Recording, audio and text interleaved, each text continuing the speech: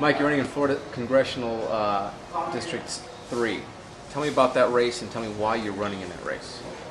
Well, Javier, let me tell you how I got involved in the race and what made me make the decision to start with. I attended a Tea Party event up in Jacksonville on Tax Day, April 15th of last year. I listened to a lot of the things that the speakers had to say, every word actually, and I saw 5,000 people gathered in an arena, and every one of those people were saying the same things that I was thinking, what the issues were of the day. We were looking at a government that's spending had gotten out of control. We had seen 2 TARP bills come down the pike. We had seen a stimulus bill that had been passed. People were really and genuinely concerned about the direction that this nation was heading in. And they were just like me, and I listened to what they had to say. At the end of that day, after that event, they sang a song, God Bless America. And I literally walked out of there with tears in my eyes, because I actually realized how much I love the United States of America, my country. I came home and I began to think about that until about the middle of May. I approached my wife and I said, I'm thinking I'm going to run for Congress.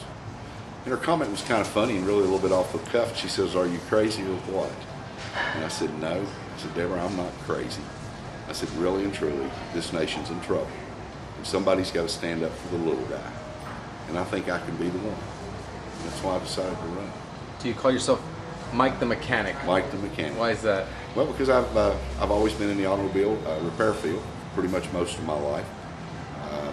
I started in my grandfather's Volkswagen Audi Mercedes-Benz dealership when I was 12 years old. So you might say I was transmission fluid and grease and oil have been infused in my chemistry for many, many years. Automobile repair is a tremendous challenge, and I've always loved those types of things. You never know what's going to come in the door next. You never know what the solution to the situation is going to present itself for you. And it's always been a big challenge to me to be able to take an automobile that's broken, diagnose it, and fix it. It's kind of like what our government needs right now. Right. So we've had Tito the Builder, Joe the Plumber, and now Mike the Mechanic. Mike the Mechanic. Perfect. Perfect. I want to touch on illegal immigration. It's going to be a big issue this year. Right. What is your stance on illegal immigration? Do you support any form of amnesty for illegal aliens? Actually, the way that the laws are written today, we need to enforce those laws as they are on the books now. We need to seal our southern borders. The last thing we need to do is give any kind of amnesty to any kind of illegal immigrant. Personally, I think they need to be sent back home. If they want to come back into this nation, come in the way that every legal immigrant has come through the doors and come through into our borders. I think they need to learn English, but I do think we can make some provisions for some people that streamlines the pathway to citizenship for people that have come into this country legally. I think that's one thing that we could really work on. I think we need to have some stricter penalties on people that are blatantly hiring illegal immigrants. And I think we also need to go through the proper channels to check to make sure the people that we're hiring are here in this nation legally and are not operating with stolen or forged IDs. So you do support the E-Verify, both private and in the public sector? Absolutely. Okay.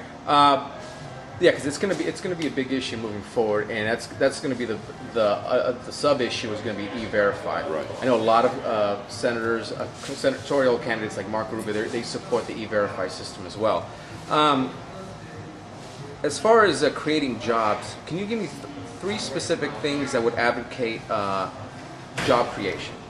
One thing that I would like to see happen, particularly here in the 3rd Congressional District, is that we can put some initiatives on the table that will first of all, promote some of our small business creation.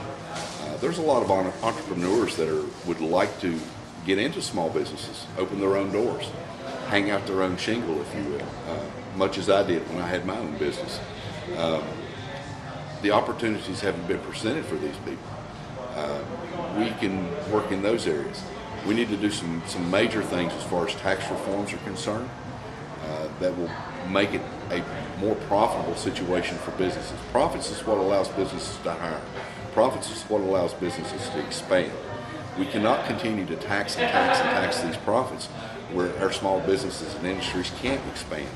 Those are some of the things that I think we can do.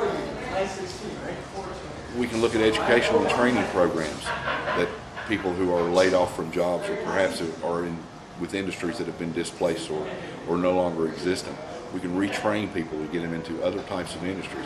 I would like to see people that actually look at the entrepreneurial aspect of what their life could do and what those things can provide as far as opportunities and success for them as an individual and for their families as well.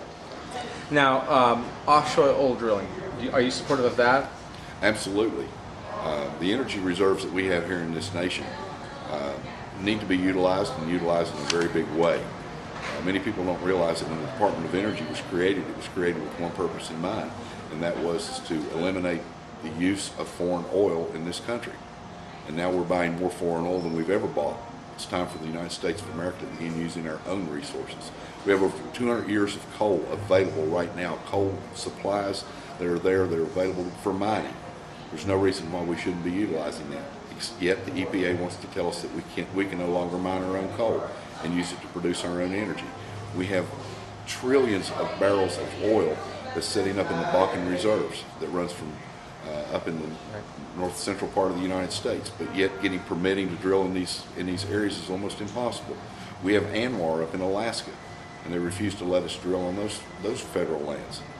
It makes absolutely no economic sense at all why we are not using those things to create real American jobs and to keep money here in our own country.